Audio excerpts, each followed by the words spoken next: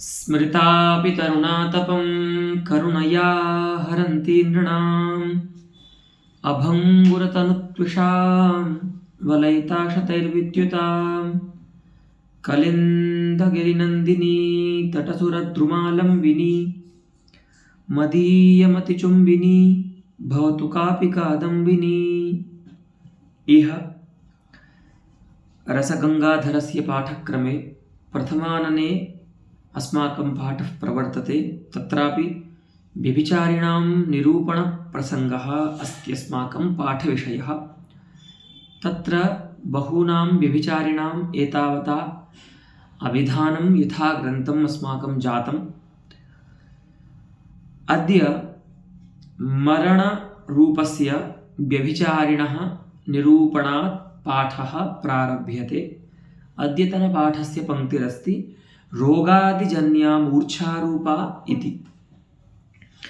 इस प्रकार से आचार्य जगन्नाथ मरण रूप जो व्यभिचारी है उसका निरूपण करते हैं। रोगादिजन्या मूर्छारूपा मरण प्रागवस्था मरणम। मरण शब्द से आप जो समझते हैं लोक में वह मरण यहाँ पर काव्य शास्त्र में नहीं होता है ना। मरण एक चित्तवृत्ति विशेष है, ठीक है। तो मरण माने कभी आप पढ़ेंगे ना कहीं काव्य में कि अत्र संचारी मरणम संचारी ही संचारी, तो उसका मतलब ये नहीं कि जो आश्रय है तत् स्थायी भाव का वो मर गया, ऐसी बात नहीं है। तो बोले मरण शब्द का तो यही अर्थ होता है, तो वो लोक में होता है। साहित्य शास्त्र में मरण शब्द का अर्थ होता है मरने से ठीक पहले की जो अवस्था है, मरण प्राग अवस्था, ठीक है। तो आपके लोक में जो प्रसिद्ध मरण है ना, प्राणों का शरीर से आत्म शरीर संयोग का नाश, ठीक है, वो मरण से पहले की जो अवस्था है उसको भी काव्यशास्त्र में मरण कहते हैं, और वो एक व्यभिचारी भाव है, ठीक है, संचारी भी कह सकते हैं। तो उसका स्वरूप क्या है वस्तुतः, मरने से पहले की जो अवस्था होती है वो किस प्रकार की होती है, तो बोलते हैं मूर्छा रूपा।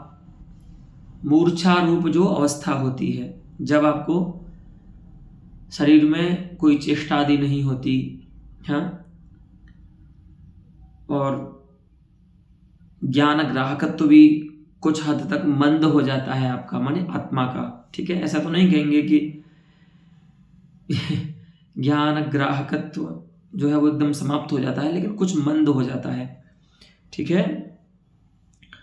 तो लेकिन वो होती कैसे है अवस्था, तो कहते हैं रोगादि जन्या। रोग आदि से जो उत्पन्न होती है, तो यहाँ पर आदि शब्द है, आदि शब्द से विरह को भी ले सकते हैं, ठीक है, विरह से भी मूर्छा आदि होते हैं। तो रोगादि जन्या, रोगादि यहाँ विभाव हो जाएंगे, इस अवस्था के कारण हो जाएंगे।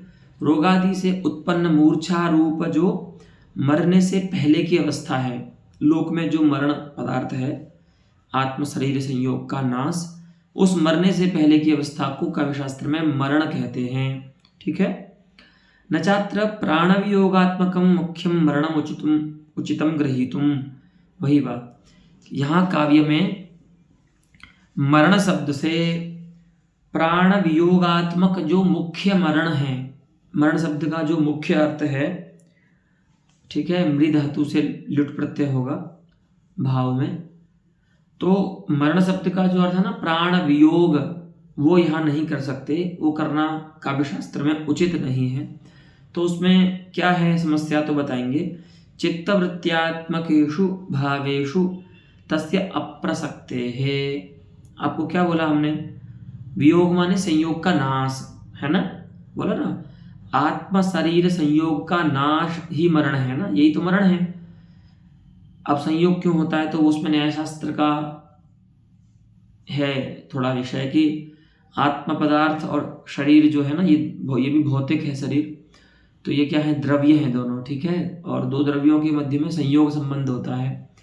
तो आत्मा और शरीर का संयोग का नाश माने, संयोग का नाश माने अभाव पदार्थ है ना, ये संयोग का नाश माने अभाव पदार्थ है। तो वही कह रहे हैं कि हमने अभी तक जो व्यभिचारी बताए हैं वो चित्तवृत्ति रूप बताए हैं। तो चित्तवृत्ति तो भाव पदार्थ है ना। तो भाव पदार्थ होने के कारण चित्तवृत्ति जो है वो भाव पदार्थ है। इसीलिए हम काव्य में प्रसिद्ध जो मरण है प्राण वियोग रूप उसको नहीं मान सकते, क्योंकि वो तो अभाव पदार्थ है। ठीक है। तो तस्य अप्रसक्तेः तस्य नाम लोके प्रसिद्धस्य प्राण वियोगात्मकस्य मरणस्य चित्तवृत्त्यात्मकेषु भावेषु अप्रसक्तेः, उसमें उसकी प्रसक्ति नहीं हो पाएगी, उसमें उसकी गणना नहीं हो पाएगी व्यभिचारी भावों में, क्योंकि व्यभिचारी भाव जो है हमारे वे भाव स्वरूप हैं। ठीक है। अस्ति इस ज्ञान का विषय बनने के योग्य हैं।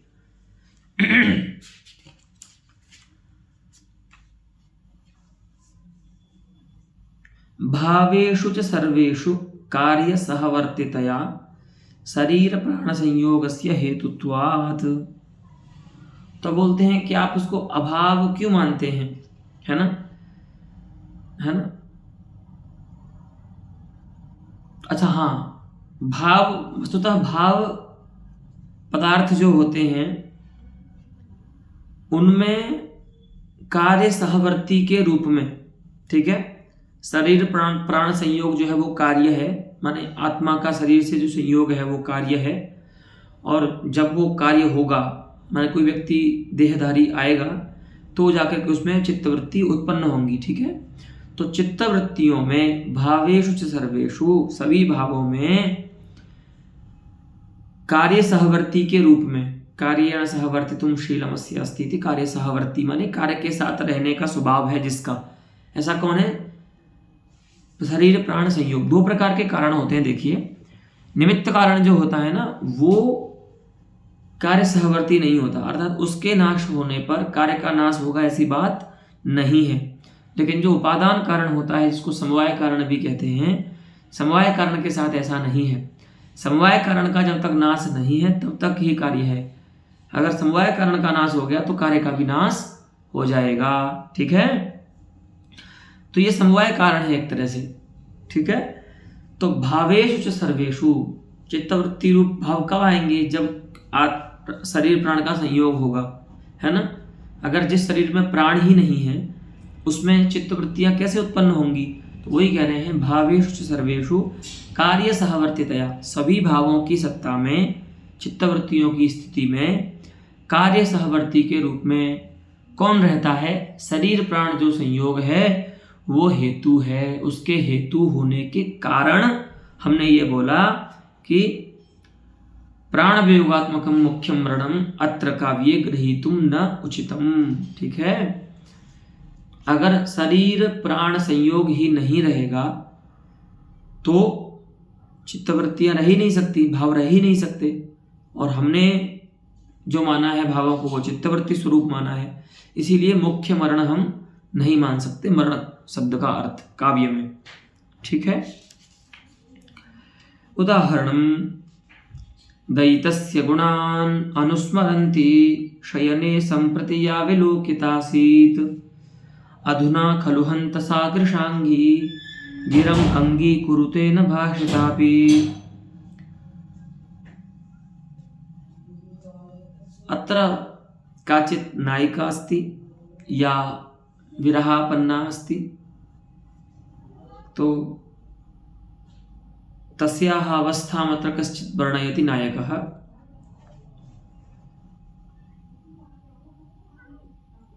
सा कृशांगी या विलोकिता आसीत्, तो ये तदुर नित्य संबंध है ना, ये दो सर्वनाम में नित्य संबंध है। आपको यत शब्द से जिसको कहा है उसके लिए आपको तत् शब्द का निर्वचन आगे करना होता है, तो विधेय के रूप में। ठीक है। यत पद से जो उद्दिष्ट होता है वो उद्देश्य हो गया। अगर यत तत्पद का आप निवेश कर रहे हैं ना वाक्य में, यह रामः सह दशरथ पुत्र अस्ति। ठीक है। तो यत पद से जिस राम को कहा वो उद्देश्य है और तत्पद से जिस राम को कहा वो विधेय है। ठीक है। तो या विलोकित आसीत, जो देखी गई थी, जो कृशांगी देखी गई थी, कैसी देखी गई थी, तो दयितस्य गुणान अनुस्मरंती, अपने नायक के गुणों का स्मरण कर रही थी। और शयने संप्रति विलो, शयन करती हुई, शयन पर्यंक पर लेटी हुई अपने नायक का स्मरण कर रही थी अभी थोड़ी देर पहले, ऐसी देखी गई थी। गुणान अनुस्मरंती विलोकितासीत, चारपाई पर विश्राम करती हुई, लेटी हुई अपने नायक के बारे में सोच रही थी, ऐसा हमने उसको देखा था थोड़ी देर पहले। लेकिन अब अधुना खलु, लेकिन अब क्या है, सा भाषितापि, बोली जाने पर सखियों के द्वारा उसको सखियां बुला रही हैं, बोल रही हैं, लेकिन भाषितापि सा गिरम अंगी न अंगीकुरुते, वो वचन नहीं करती है, वाणी नहीं करती है, कुछ भी नहीं बोलती है। इसका मतलब मूर्छित हो गई है। तो यहां पर देखिए प्रिय का जो विरह है, ठीक है, वो यहाँ विभाव है मूर्छा का, ठीक है। तो आप बताया था ना आदि पद से केवल रोग से ही मूर्छा होगी, सो बात नहीं है, विरहादि से भी होती है। तो यहाँ पर प्रिय का जो विरह है उस नायिका में, वो विभाव है, ठीक है, इसकी मरण का। तो मरण माने मर नहीं गई है, मरने वाली है, ऐसा सोचेंगे, ठीक है। अच्छा, इस चित्तवृत्ति का, इस अवस्था का कार्य क्या है, कैसे पता लग रहा है कि ये नायिका जो है वो मूर्छा में है। तो वचन विरामोनुभाव, वचन का विराम है ना, बोलने पर भी उसका नहीं बोलना, ये क्या है, अनुभव है, कार्य है, जिससे स्पष्ट हो रहा है उस नायिका में मरण रूप भाव व्यंग्य हो रहा है, ठीक है। प्रिय विरहोत्र विभाव वचन विरामोनुभाव। अब यहाँ पर फिर से एक विषय को दोबारा उठाते हैं पंडित राज। ऐसा माना जाता है, सभी काव्य शास्त्री ऐसा मानते हैं कि जो भावत ध्वनि होती है वह पद प्रकाश्य होकर के चमत्कारी नहीं होती, ठीक है। वो वाक्य प्रकाश्य जब होता है तो ही चमत्कारी होता है, ऐसी बहुतर मति है काव्य शास्त्रियों की, ठीक है। यम भूयसी मतिरस्ति काव्य शास्त्रिणाम यत् भावध्वनि यदा पद प्रकाश्यो भवति तदा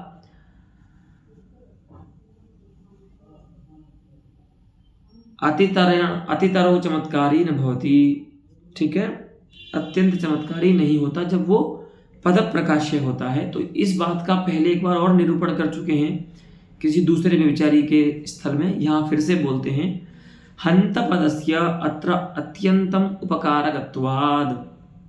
देखो यहाँ पर विचार कीजिए आप लोग, नायिका अगर बहुत दुखी है तो भी वो इन सखियों के बोलने पर भी इनको उत्तर नहीं देगी, ये संभव है, ठीक है। नहीं है उसका मन, उसके पति का विरह याद आ रही है तो वो नहीं किसी से बात करना चाह रही, ये सहज है एकदम। तो आप एक बार बुलाइए, 100 बार बुलाइए, वो नहीं बोलेगी आपसे, है ना। या उसके स्मरण में है, जैसे वो आता है ना तृतीय अंक में, विचिंतयन्ति यमनन्यमानसा स्मरिष्यति त्वां न सबोधितोऽपि सन् मां तपोनिधिं मां न वेत्से उपस्थितम इत्यादि जो पद्य है ना, दुर्वासा श्राप देते हैं शकुंतला को। तो या वो अपने नायक के स्मरण में इतनी डूबी हुई है कि नहीं सुन रही है, तो जवाब नहीं दे रही है इनको, ऐसा भी तो हो सकता है। वचन विराम से मरण ही क्यों व्यंग्य हो रहा है उसका, नायिका का। तो कह रहे हैं देखो, हंत पद जो है ना, हंत पद, अगर ऐसा होता कि सखियों को वह जागृत दिखती, भले ही वो नहीं बोल रही है, तो हंत पद का प्रयोग नहीं करती, या वक्ता यहाँ पर हंत पद का प्रयोग नहीं करता, क्योंकि हंत ये जो अव्यय है वो विषाद में, विषाद का वाचक है, विषाद को व्यक्त करता है। तो हंत इस पद से और स्पष्ट व्यंग्य हो रहा है मरण, ठीक है, मरण रूप जो व्यभिचारी भाव है। क्या हंत बोल रहा है वक्ता, इसका मतलब वो मूर्छित हो गई है नायिका। तो अत्र हंत पदस्य अत्यंतम उपकारकत्वमस्ति, ऐसे तो वाक्य व्यंग्य ही है यहाँ पर मरण रूप जो भाव व्यभिचारी भाव है, लेकिन अगर हंत पद न हो तो कदाचित मरण रूप भाव व्यंग्य न हो, उसमें अमर्ष हो सकता है, ठीक है। तो तस्मात् अर्थात हन्तपदस्य अत्यन्तम् उपकारकत्वाद् वाक्य व्यंग्योपि अयम भावः। वाक्य के द्वारा व्यंग्य होता हुआ भी यह जो मरण रूप भाव है सह पद व्यंग्यताम आवहति, तो वो पद व्यंग्यता को प्राप्त करता है, क्योंकि हंत पद वहां पर अत्यंत उपकारी है। कदाचित हंत पद का प्रयोग न हो तो अमरशादी जो व्यभिचारी हैं, दूसरे व्यभिचारी जिनमें वचन विराम देखा जाता है, आया था ना अमर्ष में मौन हो जाता है व्यक्ति, तो वो भी व्यंग्य हो सकते हैं। लेकिन हंत पद है, इसकी सहायता से यहाँ पर मरण व्यंग्य जो मरण रूप जो अर्थ है वो अत्यंत व्यंग्य होगा, आवश्यकतया व्यंग्य होगा। अर्थात एतेन भावस्य पदव्यंग्यतायां नात्यंतम वैचित्र्यमिति परास्तम, ये पहले भी बोला था इन्होंने। हमारी इस निरूपण से ये बात भी निरस्त हो जाती है जो अन्य आचार्य मानते हैं कि भाव व्यंग्यता जब होती है तो यदि उसमें पद व्यंजक हो जाए तो वैचित्र समाप्त हो जाता है। सो बात नारायण, वो बात भी नहीं है। ठीक है, यहां पर देखिए पदव्यंग्य होकर भी अत्यंत वैचित्र को धारण कर रहा है जो मरण रूप भाव है वो। ठीक है, तो अन्य जो आचार्य मानते हैं कि भाव ध्वनि के स्थल में यदि पदव्यंग्य हो जाए भाव तो उसमें अत्यंत चमत्कार नहीं आता है, ये बात भी परास्त हो जाती है। ठीक है, दयितस्य गुणान् अनुस्मरन्ति इत्यनेन व्यज्यमानं चरमवस्थायामपि तस्या दयितगुणविस्मरणं नाभूत् इति वस्तु विप्रलम्भस्य शोकस्य वा चरमम् अभिव्यक्तस्य पोषकम्। हाँ, अब यहां पर देखिए, यद्यपि यहां मरण रूप भाव व्यंग्य हो रहा है नायिका में व्यभिचारी, लेकिन यहां पर पहले एक वस्तु व्यंग्य होगा। वो क्या है कि वो दयितस्य गुणान अनुस्मरन्ति, ये जो वाक्यांश है ना, अनेन वाक्यांशेन एकम वस्तु व्यज्यते, उससे क्या व्यंग्य हो रहा है, चरमावस्थायामपि, इस अवस्था में भी जब मरने वाली है नायिका, उस अवस्था में भी अपने नायक के गुणों का विस्मरण इसमें नहीं हुआ है, अपने पति के गुणों का विस्मरण, गुणों की विस्मृति इसमें नहीं हुई है, ऐसी वस्तु व्यंग्य होगी। और वह वस्तु क्या करेगी, चरम व्यंग्य के रूप में जो आने वाला है विप्रलंब श्रृंगार या तो शोक, ठीक है, अर्थात करुण रस, उसका पोषण करेगी वो वस्तु जो है। ठीक है, इसका मतलब ये हुआ कि चरम रूप में, चरम व्यंग्य के रूप में यहां पर या तो करुण व्यंग्य होगा या तो शोक व्यंग्य होगा, ये विप्रलंब व्यंग्य होगा। करुण माने रस हो गया, शोक जिसका स्थायी है, अथवा विप्रलंब श्रृंगार व्यंग्य होगा। जहां पर भी मरण रूप व्यभिचारी व्यंग्य होता है वह वो तो पार्यंतिक रूप में व्यंग्य होगा, वहां पर मुख्य व्यंग्य के रूप में हमेशा या तो विप्रलंब श्रृंगार व्यंग्य होगा अथवा करुण रस व्यंग्य होगा। तो यहां पर यह प्रश्न आएगा कि क्यों यहां पर करुण और शोक को लेकर के रसध्वनि ये व्यवहार नहीं होता, भावध्वनि का व्यवहार क्यों होता है मरण रूप व्यभिचारी को व्यंग्य मान करके, ये प्रश्न होगा। तो पहले ये बता रहे हैं कि देखिए ठीक है, इसमें तो हमें कोई विमति नहीं है कि मरण रूप भाव जहां पर व्यंग्य होगा व्यभिचारी, उसके अंत में, सबसे अंतिम में, उस स्थल में चरम रूप व्यंग्य के रूप में या तो करुण यानी शोक या तो रति व्यंग्य होगी। लेकिन अयम च भावः, हाँ यहां पर ये जो वस्तु है ना वो उसका पोषक हो जाएगा कि इस अवस्था में भी जब ये मरने वाली है तब भी अपने नायक के गुणों का विस्मरण इसको नहीं हुआ है, ये एक बात है। लेकिन व्यवहार उससे क्यों नहीं करते हैं हम, किससे, करुण रस से अथवा विप्रलंब से, तो उसमें उत्तर दे रहे हैं अयम च भावः स्वव्यंजक वाक्योत्तरवर्तिना वाक्यांतरेण संदर्भ घटकेन नायिकादेः प्रत्युज्जीवन वर्णने विप्रलंबस्य अन्यथा तो करुणस्य पोषक इति विवेकः। हाँ, ये थोड़ा अलग बात अब बोलते हैं। अब यहाँ पर ये प्रश्न सहज है कि ये निश्चय कैसे होगा, है ना। मैंने आपको बताया ना अभी कि जहां पर भी मरण रूप व्यभिचारी व्यंग्य होगा उस स्थल में चरम व्यंग्य के रूप में या तो कर्ण व्यंग्य होगा या तो विप्रलंभ श्रृंगार व्यंग्य होगा। तो यहाँ पर एक प्रश्न सहज होना चाहिए पाठक को कि निश्चय कैसे करेंगे कि कहाँ पर कर्ण व्यंग्य होगा, कहाँ पर विप्रलंभ व्यंग्य होगा। तो यही बता रहे हैं इसमें गद्यांश में कि ये जो मरण रूप व्यभिचारी है वह स्वव्यंजक वाक्योत्तरवर्तिना तस्य मरणस्य व्यंजकम यद वाक्यम तस्य वाक्यस्य उत्तरवर्ती यद वाक्यम वाक्यांतरम तेन वाक्यांतरेण, माने जिस वाक्य से मरण रूप भाव व्यभिचारी व्यंग्य हो रहा है उस वाक्य के बाद जो वाक्य आने वाला है उस वाक्य के द्वारा संदर्भ घटकेन, है ना, जो संदर्भ को प्रस्तुत करेगा, संदर्भ का घटक है।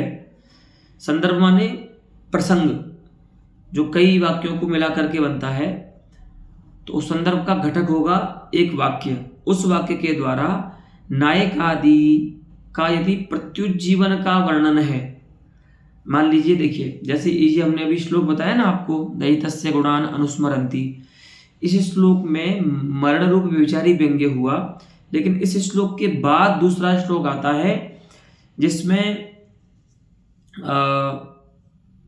नायिका का क्या है, प्रत्युज्जीवन का वर्णन कर देते हैं। वो जीवित हो जाती है मान लो, है ना। अगर वो जीवित हो जाती है उत्तर वाक्य में ऐसा अर्थ आ रहा है तब तो वहां पर विप्रलंभ व्यंग्य होगा, ठीक है, चरम व्यंग्य के रूप में। ये जो व्यभिचारी है, इस व्यभिचारी मरण रूप व्यभिचारी के बाद व्यंग्य होने वाला जो अर्थ है वो विप्रलंभ होगा। कब? जब उत्तर वाक्य के द्वारा नायिका के प्रत्युज्जीवन का वर्णन कर दिया जाए कि हाँ वो बच गई, नायक आ गया और बच गई वो, है ना, वेंटिलेशन पे थी लेकिन बच गई। अगर ऐसा न हो कि उसके प्रत्युज्जीवन का वर्णन न किया जाए अर्थात मरी गई वो नायिका, तो वहां पर कर्ण का पोषक बनता है ये जो व्यभिचारी है। तो पोषक बनने का मतलब क्या है, तो ये आप समझ लीजिए, पार्यंतिक व्यंग्य जो होता है वो तो हमेशा चरम व्यंग्य के प्रति उसका पोषक होता ही है, क्योंकि चरम व्यंग्य जो होता है वो अल्टीमेटली प्रधान होता है, ठीक है। अल्टीमेटली प्रधान होने का मतलब सभी की अपेक्षा से प्राधान्य होता है उसमें, लेकिन चरम व्यंग्य में। लेकिन जो पार्यंतिक व्यंग्य होता है उसमें जो प्राधान्य होता है वो वाच्यार्थ की अपेक्षा से होता है, ठीक है। चरम व्यंग्य की अपेक्षा तो सभी अप्रधान होते हैं। तो ये जो मरण रूप व्यभिचारी है वह या तो कर्ण का पोषक बनेगा या तो विप्रलंभ का पोषक बनेगा। तो कर्ण का पोषक कब बनेगा? जब जिस वाक्य के द्वारा मरण रूप व्यभिचारी का अभिव्यक्ति हुई है उसके उत्तर वाक्य के द्वारा नायिकादि का मृत्यु का ही वर्णन कर दिया जाए कि मर गई वो, माने प्राण वियोगात्मक मरण ही बता दिया जाए, तो वहां पर कर्ण का पोषक बनेगा ये जो व्यभिचारी है मरण। और अगर उसकी जीवन का वर्णन कर दिया जाए नायिकादि का उत्तर वाक्य के द्वारा, तब ये जो मरण रूप व्यभिचारी है वह विप्रलंभ श्रृंगार का पोषक बनता है। तो कोई बता रहे हैं प्रत्युज्जीवन वर्णने विप्रलंभस्य अन्यथा तो करुणस्य पोषक इति विवेकः, ऐसा आपको ज्ञान करना चाहिए। कवयः पुनः अमुम प्राधान्येन न वर्णयन्ति अमंगल प्रायत्वात्, लेकिन कवि लोग क्या करते हैं इसका प्रधान रूप से वर्णन नहीं करते। जो मुख्य जो मरण है ना, लोक में जो मरण है उसका प्रधान रूप से वर्णन नहीं करते हैं क्योंकि वो अमंगल प्राय होता है, ठीक है। साक्षात ऐसे एकदम डिटेल में वर्णन नहीं करना चाहिए, व्यंग्य रूप में ही उसको बता देना चाहिए कि जो फलाना पात्र था वो मर गया है। अब देखिए वितर्क रूप व्यभिचारी का निरूपण करते हैं। संदेहाद्यनंतरम जायमान ऊहो वितर्कः। देखिए ज्ञान की तीन स्थिति समझिए पहले, ठीक है। संदेह जो होता है तो आपको बताया था जिस ज्ञान में दो कोटियां जो होती है ना वो तुल्य हो जाएं, है ना, उसके बाद जब निश्चय होता है ना, संदेह होता है और निश्चय होता है, इन दोनों के बीच की जो स्थिति है ना उसको वितर्क कहते हैं। ठीक है, तो संदेहाद्यनंतरम जायमानः ऊहा, ऊहा जो होती है ना, ऊहा, ऊहा को निश्चय भी नहीं कह सकते, संदेह भी नहीं कह सकते। संदेह की अपेक्षा थोड़ा स्पष्ट ज्ञान है, लेकिन एकदम निश्चय भी नहीं है ऊहा, इसीलिए बोलते हैं ऊहा कीजिए। ऊहा एक तरह से निश्चयात्मक ज्ञान नहीं हो सकता, लेकिन संदेह या भ्रांति भी नहीं होती ऊहा, ये ध्यान रखिए। निश्चय और संदेह के बीच का एक ज्ञान होता है, उसको ऊह बोलते हैं। ठीक है, उसी को वितर्क बोलते हैं, अभी बताएंगे आगे। तो संदेहाद्यनंतरम जायमान ऊहो वितर्कः, संदेह के बाद जो ज्ञान होता है उस ज्ञान को ऊह बोलते हैं। ठीक है, ऊह जो ऊह रूप जो ज्ञान है उसको वितर्क बोलते हैं काव्य में। ठीक है, तो अब बोलते हैं कि संदेह के बाद तो चिंता भी होती है, तो कहते हैं चिंता ऊह नहीं हो सकती, क्योंकि चिंता जो होती है वो निश्चयानुकूल नहीं होती, निश्चय को प्राप्त नहीं कराती है। ऊह जो होता है उससे तो आप निश्चय को प्राप्त करते हैं। तो कह रहे हैं सच निश्चयानुकूल, क्योंकि निश्चय से ठीक पहले की अवस्था होती है ऊह। ठीक है, संदेह हुआ, संदेह के बाद ऊह, ऊह के बाद निश्चय होता है, लेकिन चिंता में ऐसा नहीं होता। चिंता जो होती है वो अनिर्णीत अर्थ विषयणी ही होती है, अगर उसमें अर्थ का निर्णय हो गया तब तो वो चिंता ही नहीं रहेगी। इसीलिए यद्यपि संदेह के बाद चिंता भी होती है, लेकिन चिंता जो है वो निश्चय के अनुकूल नहीं होती है। ठीक है, इसीलिए उसकी व्यावृत्ति के लिए बोलते हैं सचा निश्चयानुकूलः, वह जो ऊह होता है ज्ञान संदेह के बाद होने वाला, वह निश्चय के अनुकूल होता है, अर्थात उसके बाद निश्चय होता है। तो ये देखिए, यदि सा मिथिलेन्द्र नंदिनी नितरामेव न विद्यते भुवि, अथ मे कथमस्ति जीवितं न विनालंबनमाश्रित स्थितिः। ये संदेह भी नहीं है कि वो जीवित है या मर गई, चिंता भी नहीं है हाय कैसी होगी। अब देखो हाय कैसी होगी में क्या है, कैसी होगी मतलब अच्छी होगी या बुरी होगी, ऐसा कोई निर्णय नहीं है। माने हाय अच्छी होगी या हाँ बुरी होगी, तो ये तो निश्चय हो गया। अच्छी होगी या बुरी होगी ये संदेह हो गया, और कैसी होगी ये चिंता है। वैदेही तु कथम भविष्यति हा देवी धीरा भव, ये चिंता है। लेकिन ये इन सबसे विलक्षण ज्ञान है। उसमें क्या होता है, ऊह जो होता है ना, ऊह वो युक्ति लगा करके एक अर्थ का निर्णय के तरफ बढ़ते हैं हम, उसी को बोलते हैं ऊहा, है ना, कि अत्र ऊहाम कुर्वन्तु भवन्तः विपश्चितः। तो ऊहा माने युक्ति के बल से अर्थ के निर्णय की ओर अग्रसर होना। तो राम जी बोल रहे हैं, अब देखो यहां पर, यदि सा मिथिलेन्द्र नंदिनी, मिथिलेन्द्र माने जनक, उनकी नंदिनी माने सीता, यदि सा नितरामेव भुवि न विद्यते, अगर वो एकदम ही पृथ्वी पर नहीं है अब जीवित, ये जब की बात है जब विरह है भगवान का सीता मैया से, वे लंका में हैं और ये उनको ढूंढ रहे हैं वन में, तो तब एक दिन दुखी होकर के बोलते हैं कि ऐसा लगता है हमको कि अगर जनक नंदिनी पृथ्वी पर नहीं होती अब तक, तो हमारे प्राण भी अब तक नहीं रहते। कितनी बढ़िया युक्ति है ना। देखो अब इनको ये भी नहीं पता कि है कि नहीं तो ऐसे बोलते हैं कि जनक नंदिनी अस्ति भुवि, ऐसे भी निश्चय भी नहीं हो रहा, लेकिन संदेह भी नहीं है कि नहीं है, ऐसा संदेह भी नहीं है। तो यही मैंने आपको बताया, संदेह और निश्चय के बीच का ज्ञान जो होता है ना उसको ऊहा बोलते हैं। ऊहा माने युक्ति के बल से संदेह से निश्चय की ओर जाने की प्रक्रिया, उसको बोलते हैं ऊहा। तो यहां पर भगवान क्या बोलते हैं कि देखो हमको ऐसा लगता है कि सीता जी धरती पर अभी हैं, क्यों, क्योंकि अथ नहीं तो मैं कथमस्ति जीवितम, मेरा जीवन जो मेरे प्राण है ना वो कैसे होते, क्यों भाई आपके प्राण का सीता जी से क्या संबंध है।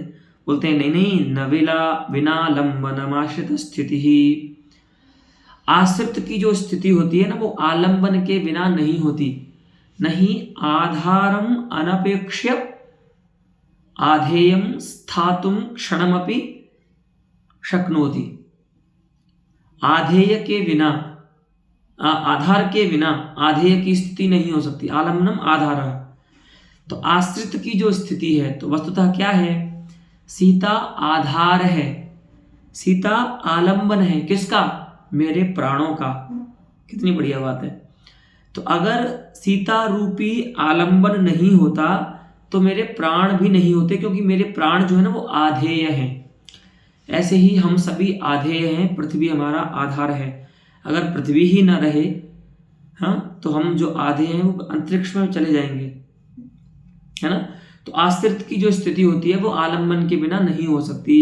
तो सीता यहाँ पर आलंबन है और भगवान राम के जो जीवित है माने प्राण हैं वो आश्रित हैं सीता पर।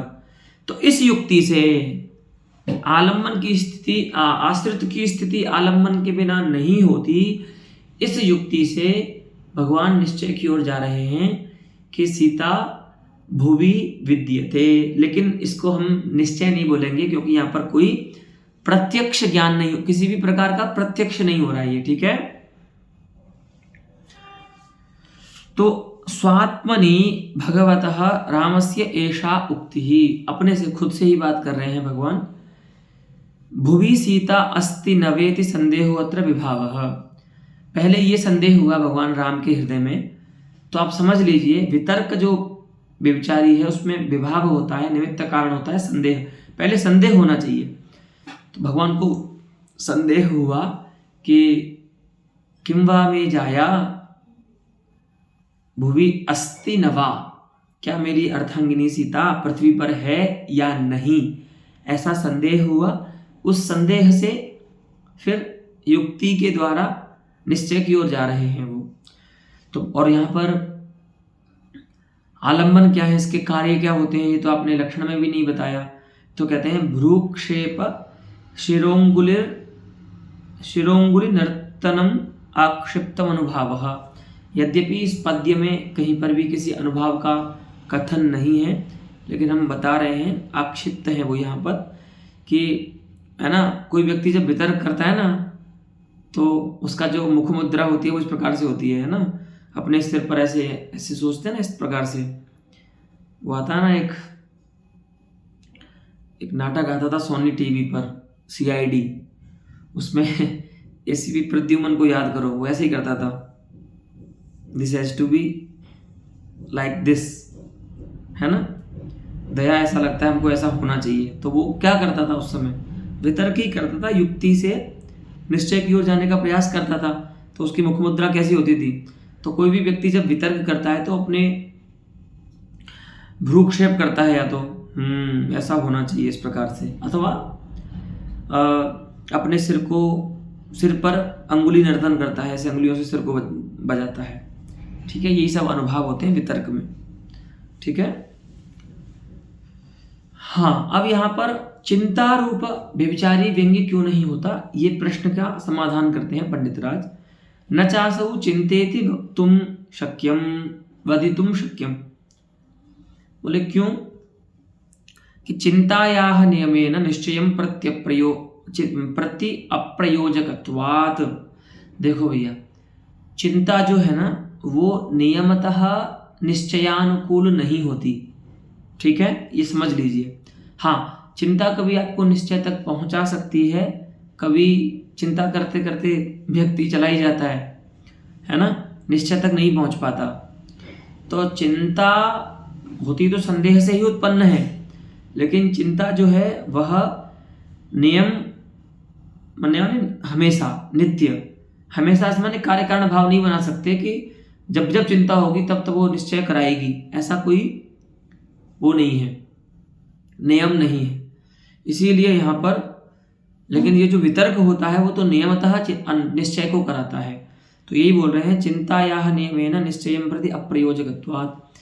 चिंता जो होती है वो नियमतः निश्चय के प्रति प्रयोजक नहीं होती, माने हमेशा चिंता से आपको निश्चय का ज्ञान होगा ये आवश्यक नहीं है। लेकिन वितर्क ऐसा है चित्तवृत्ति जो हमेशा आपको निश्चय तक लेके जाता है, ठीक है। और हाँ, स्वरूप में भी भेद है, जैसे मैंने आपको पहले बताया ना, वितर्क में पर्टिकुलर कोई विषय रहेगा, अस्ति नास्ति, सुखिनी अस्ति, है ना, विषण्णा अस्ति, कुछ ना कुछ रहेगा। लेकिन चिंता में कोई निर्णीत अर्थ नहीं रहता, तभी तो चिंता है वो। उसका विषय माने स्वरूप में भी भेद है। किससे? इससे, वितर्क से। तो वही बोलते हैं किम भविष्यति, कथम भविष्यति, माने किम जो सर्वनाम शब्द है ना, चिंता, उससे, चिंता का जो आकार होता है वो उससे कहा जाता है। कथम भविष्यति, कस्मात् भविष्यति, केन भविष्यति, कुत्र भविष्यति, कस्य भविष्यति, है ना, इस प्रकार से। तो इत्याद्यकारायास चिंतायाः, इस प्रकार की जो चिंता है, माने इस प्रकार के आकार वाला जो ज्ञान है उसको तो चिंता कहते हैं। लेकिन इदम इत्थम भवितुमर्हति प्रायशः, मुझे लगता है ये ऐसा होगा, दया मुझे लगता है कि खून इसी ने किया है, ये चिंता नहीं है। यहां पर तो एक अर्थ, निर्णीत अर्थ है ना। तो इदम इत्थम भवितुमर्हति प्रायशः, प्रायस्त्व रहता है, बस यही भेद है कि वो निश्चय नहीं है, नहीं तो निश्चय हो जाता। तो इत्याकारस्य वितर्कस्य विषय वैलक्षण्यात्, विषय वैलक्षण्य भी होता है। वितर्क का जो विषय होता है वो निर्णीत अर्थ होता है, चिंता का जो विषय होता है वो अनिर्णीत अर्थ होता है। तो अनिर्णीत अर्थ जो है वह निर्णीत अर्थ से भिन्न है, इसलिए विलक्षण विषय वाला होने के कारण वितर्क जो है वो चिंता से भिन्न होता है। तो यहाँ पर चिंता के व्यंग्यता नहीं कहनी चाहिए, चिंता की विद्यमानता नहीं कहनी चाहिए। अस्तु, एवं अत्र अस्ति विमर्शः। न विना इत्यादिना उक्त अर्थांतर न्यासोप्यस्मिन्नेवानुकूलः। हाँ, एक अर्थालंकार होता है, यस्मिन् किंचित वस्तु अपरेण वस्तुना समर्थ्यते। अस्तु, समर्थ्यमानं समर्थकञ्च इति इदं वस्तुद्वयं भवति अस्मिन् अलङ्कारे।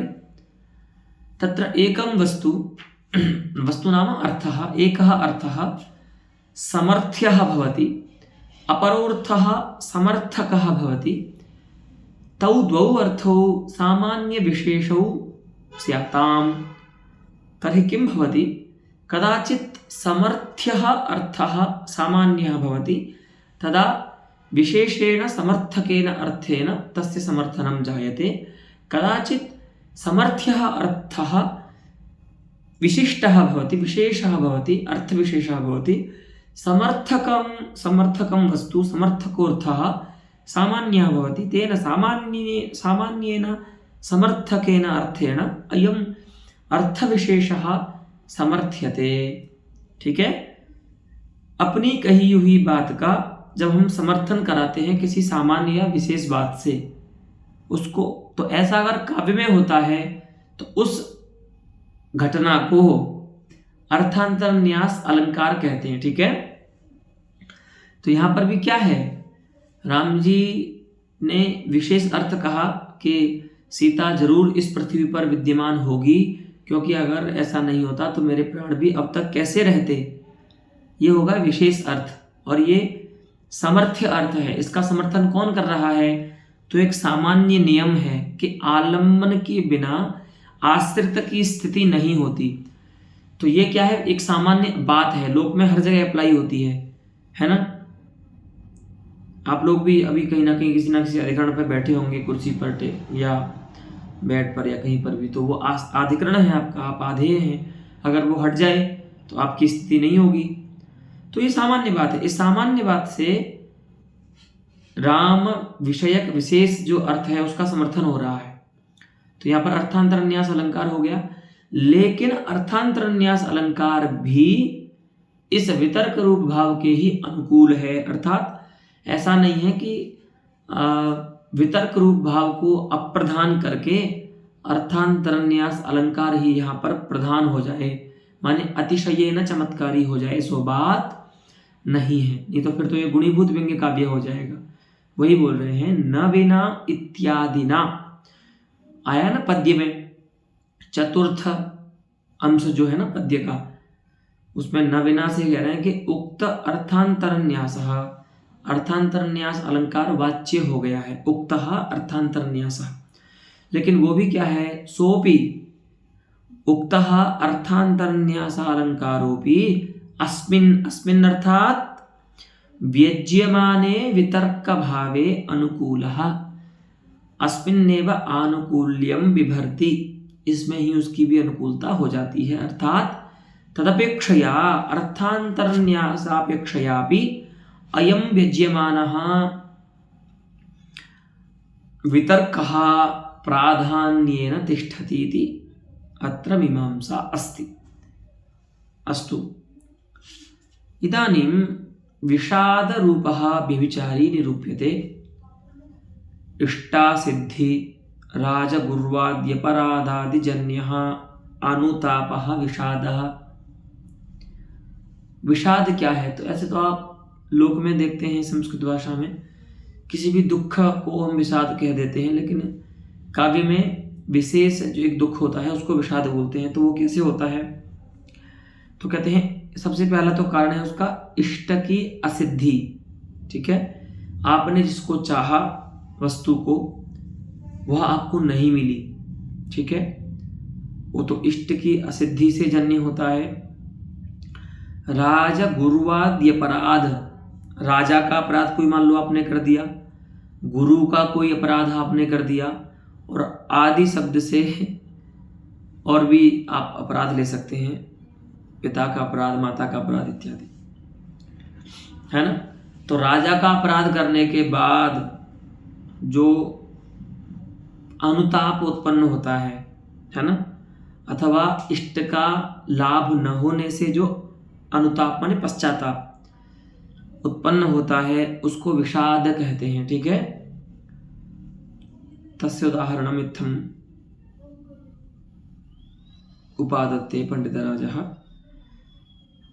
भास्कर सूनावस्थं याते जाते च पांडवोत्कर्षे दुर्योधनस्य जीवित कथमिव नाद्यापि निर्यासि। अत्र दुर्योधनः स्वजीवितं संबोध्य किंचित ब्रूते, अपने प्राणों को संबोधन करके कुछ बोल रहा है, अपने प्राणों से बात कर रहा है कि तुम अभी तक नहीं गए दुष्टो। बोले क्यों जाए हम? तो बोले जाना चाहिए तुमको। क्यों? क्योंकि कोई व्यक्ति चला गया है जिसके बिना तुमको नहीं होना चाहिए था। ऐसा कुछ हो गया है जिसके बाद तुमको नहीं होना चाहिए था, जीवित को नहीं होना चाहिए था, चले जाना चाहिए था। ऐसा एक तरह से दुख हो रहा है उसके मन में कि मैं अभी तक क्यों जीवित हूँ। इसी बात को कवि यहाँ पर ऐसे लिख रहे हैं कि वो अपने प्राणों से बात कर रहा है दुर्योधन कि तुम अभी तक क्यों नहीं गए, तुम कथमिव अद्यापि न निर्यासी, तुम अभी तक आज भी क्यों नहीं जा रहे हो। तो बोले ऐसा क्या हो गया जो हम चले जाएं? तो बोलते हैं भास्कर सूनौ अस्तम याते। पहली बात तो ये है कि मेरा सबसे बड़ा जो हितकारी था वो कौन था? भास्कर सूनु माने सूर्यपुत्र कर्ण। ठीक है, तो ये जो वृत्तांत है ना, ये तब का है जब कर्ण मर चुके हैं, है ना। तो कर्ण के मरने पर तो ये निश्चित सा ही हो गया था कि अब जो युद्ध है वो पूरी तरह से पांडवों के पक्ष में है, विजय। तो वही बोल रहे हैं कि भास्कर सूनौ अस्तम याते। भास्कर सूनु माने जो कर्ण था वो अस्त हो गया, है ना, वो चला गया। उसके बाद जाना था तुमको, लेकिन तुम तब नहीं गए। उसके बाद और कुछ हुआ, ऐसा घटना क्या हुई? पांडवोत्कर्षे च जाते। चलो तुम्हें अपने मित्र की दया नहीं आई कि उसके जाने पर तुम नहीं गए, तो कम से कम शत्रु के उत्कर्ष होने पर तो चले जाते। किसी वीर का शत्रु जब उत्कृष्ट होता है तो उसके उत्कर्ष से ही व्यक्ति मर जाता है अटैक करके। हाँ, तो बोले तब भी नहीं गए तुम। पांडवोत्कर्षे च जाते, ऐसा दो घटनाएं हो गई, एक तो कर्ण चले गए और दूसरा पांडवों का उत्कर्ष हो गया, युद्ध में वो विजय को प्राप्त करने वाले हैं, प्राप्त कर लिया, हाँ प्राप्त कर लिया, लेकिन हे दुर्योधन के प्राणों तुम अभी तक क्यों नहीं गए, आज भी तुम हो वर्तमान शरीर में। तो यहां पर देखिए विभावानुभाव क्या है, अत्र स्वापकर्ष परोत्कर्षयोः दर्शनम विभाव। दुख का कारण क्या है, इस अनुताप का कारण क्या है, अपना अपकर्ष देखना और शत्रु का उत्कर्ष देखना, परोत्कर्ष देखना, है ना, उसका दर्शन यहां पर विभाव है, कारण है अनुताप का, ठीक है। और जीवित निर्याणा प्रशंसा, जीवन के निर्याण का नहीं जाना, निर्याण का नहीं होना, वो यहां पर अप्रशंसा जो है ना उसकी, कि तू नहीं गया अभी तक, वो जो अप्रशंसा है वो यहाँ पर, और उस वो अप्रशंसा नहीं, उससे आक्षिप्त जो वचन नमनादि हैं, तू अभी तक क्यों नहीं गए मेरे, तुम मेरे प्राण अभी तक क्यों नहीं गए, ऐसा बोलते बोलते सर का झुक जाना, है ना, मस्तक का नीचे हो जाना, ये जो वदन नमन है जो यहाँ पर उक्त नहीं है लेकिन आक्षिप्त है इस पंक्ति से, तो इस प्रकार से बोलते हुए जो सिर झुका दुर्योधन का, वो सिर झुकना यहाँ पर उस विषाद का अनुभव है, कार्य है, ठीक है। अस्मिन्नेव च विषादध्वनौ दुर्योधनस्य इति अर्थांतर संक्रमित वाच्य ध्वनि अनुग्राहकः, इसी प्रधान रूप से व्यंग्य होने वाले विषाद ध्वनि में ऐसा बोल रहा है दुर्योधनस्य, ऐसा बोल रहा है ना, अब व्यक्ति स्वयं कथन करता है और अपना जब नाम लेता है तो वहां पर क्या होता है, मुख्यार्थ बाद होता है, लक्षणा होती है ना, तो लक्षणा से अर्थ आएगा दुःखातिशयशाली, जिसमें अत्यंत दुख है, ऐसे दुर्योधन के प्राणों तुम अभी तक क्यों नहीं गए। तो यहाँ पर जो संक्रमित वाच्य ध्वनि, अर्थांतर संक्रमित वाच्य ध्वनि है, अर्थांतर संक्रमित वाच्य ध्वनि कब होता है, जब किसी शब्द का मुख्यार्थ का अन्वय नहीं होता है तात्पर्य विषयार्थ के रूप में, तो वहां लक्षणा आती है और उस मुख्य अर्थ को ही थोड़ा बदल देती है ना। तो यहाँ पर मुख्य अर्थ था दुर्योधन का धृतराष्ट्र पुत्र दुष्यंत, दुर्योधन सामान्य, लेकिन लक्षणा आई और लक्षणा से फिर व्यंजना आएगी, व्यंजना से अर्थ क्या हो जाएगा, दुखातिशयशाली दुर्योधन, ऐसा व्यंग्यार्थ हो गया। जैसे वहां होता है ना रामोस्मि सर्वम सहे, ऐसे ही यहाँ पर दुखातिशयशाली दुर्योधन। तो ये जो अर्थांतर संक्रमित वाच्य ध्वनि है ये भी अनुग्राहक है, अंग है, एक तरह से पोषक है, किसका, विषाद का, जो प्रधान रूप से व्यंग्य हो रहा है ना विषाद, उसका। न चात्र त्रास भाव ध्वनित्वं शंक्यं परवीरस्य दुर्योधनस्य त्रासलेशस्य अपि अयोगात्। तो बोले यहाँ पर त्रास रूप जो भाव है ना व्यभिचारी, उसको व्यंग्य मान लीजिए, है ना, अभी जिसका हमने निरूपण किया ना व्यभिचारी की श्रृंखला में, तो बोलते हैं नहीं, त्रास नहीं मान सकते, अनुचित है। क्यों भाई अनुचित है, कि दुर्योधन सामान्य वीर नहीं है, ऐसा ये जो वाक्य बोल रहा है वो डर के बोल रहा है, ये बात नहीं है, ये दुख से बोल रहा है वो, क्योंकि वो परवीर है, परो नाम श्रेष्ठ, तो श्रेष्ठ वीरस्य उत्कृष्ट वीरस्य दुर्योधनस्य त्रासलेशस्यापि अयोगात्, इतना उत्कृष्ट वीर है दुर्योधन कि उसमें त्रास का लेश भी, है ना, थोड़ा भी त्रास का होना अनुचित है, नहीं हो सकता, उत्कृष्ट वीर है वो। तो इसलिए यहाँ पर इस वाक्य से त्रास रूप जो व्यभिचारी भाव है वो व्यंग्य दुर्योधन में नहीं हो सकता। तो बोलते हैं चिंता मान लीजिए ध्वनि, चिंता रूप व्यभिचारी का व्यंग्य मान लीजिए, बोले नापि चिंता ध्वनित्वम्।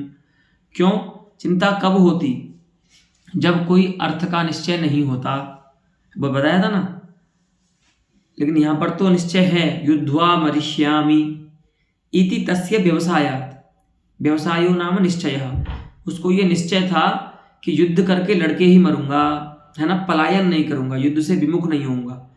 तो ये निश्चय होने पर चिंता कैसी होगी, है ना, चिंता तो कब होती, इस वाक्य से कि अब मेरा क्या होगा, मैं मर जाऊंगा या जीवित रहूंगा, ऐसे कथम भविष्यति मम, किम भविष्यति मम, ऐसी चिंता नहीं है। उसको पता है और उसने प्रण लिया हुआ है कि युद्ध में ही मरूंगा, अगर विजय नहीं हुआ तो युद्ध में ही मरूंगा, पलायन नहीं करूंगा, ऐसा निश्चय है उसका, तो चिंता ध्वनि यहाँ पर नहीं हो सकती, अर्थात चिंता रूप व्यभिचारी व्यंग्य नहीं हो सकता। तो बोलते हैं दैन्य, मान लीजिए दैन्य में भी व्यक्ति इस तरह से बोलता है, बोले नहीं दैन्य भी नहीं है, क्योंकि सकल सैन्य क्षयेपि विपदस्तेन अगणनात्, उसने विपत्तियों की गणना नहीं की थी, नहीं तो क्या होता है, जिस राजा की पूरी सेना मर जाए वो तो मैदान छोड़ के भाग जाता है ना, लेकिन इसने अपने सकल सैन्य का क्षय होने पर भी विपत्तियों को नहीं गिना, विपत्तियों को अपना बहाना नहीं बनाया कि नहीं अब तो कोई नहीं बचाया, अब क्या लड़ूं मैं, नहीं लड़ता रहा अंतिम तक। तो इसलिए दैन्य भी व्यंग्य नहीं होता उसमें, केवल और केवल विषाद आप बोल सकते हो। और आप हम ये अनुभव की बात भी है कि इस आप जब वो पढ़ेंगे ना,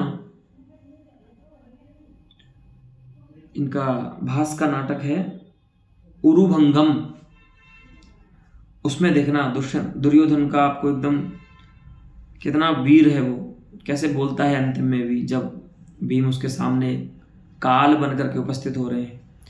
तो दैन्य भी नहीं होता व्यंग्य, क्योंकि पूरी सेना के नाश हो जाने पर भी उन्होंने अपने शत्रु का सामना किया।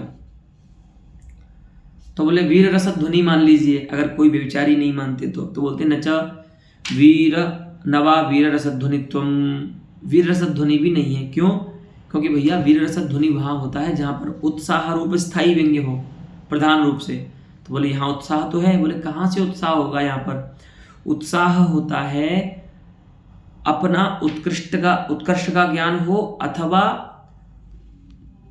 परापकृष्टत्व का ज्ञान, परापकर्ष का ज्ञान हो। या तो शत्रु के अपकर्ष के ज्ञान से उत्कर्ष होता है, या अपने उत्कर्ष के ज्ञान से उत्कर्ष होता है। लेकिन या तो फिर बिल्कुल उल्टा हो रहा है, शत्रु में उत्कर्ष का ज्ञान हो रहा है दुर्योधन को, अपने में अपकर्ष का ज्ञान हो रहा है, तो ऐसी स्थिति में उत्साह कैसे आएगा? वही बोलते हैं मरणस्य शरणीकरणे परापकर्ष जीवितस्य उत्साहस्य अभावात्।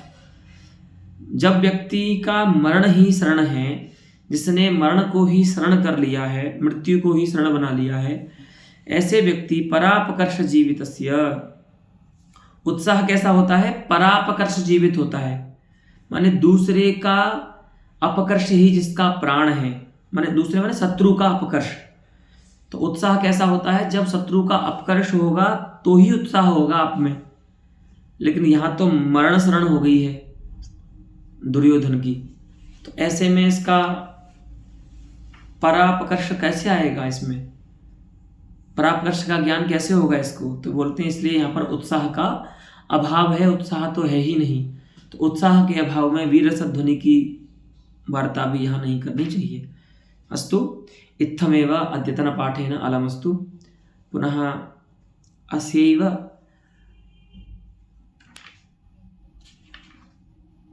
विषाद रूपस्य व्यभिचारिणः किं स्थलं भवितुं नार्हतीति प्रत्युदाहरणतया एकं पद्यम् उदाहरति पंडितराजः।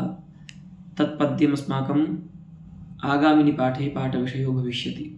अस्तु तावत्।